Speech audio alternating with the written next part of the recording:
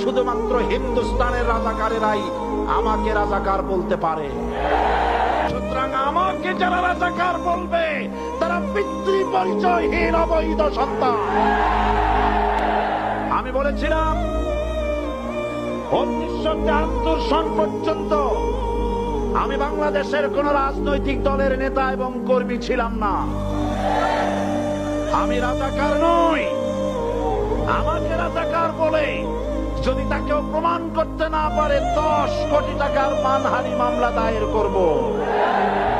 আমার এই বক্তব্য সারা দুনিয়া শুনেছে।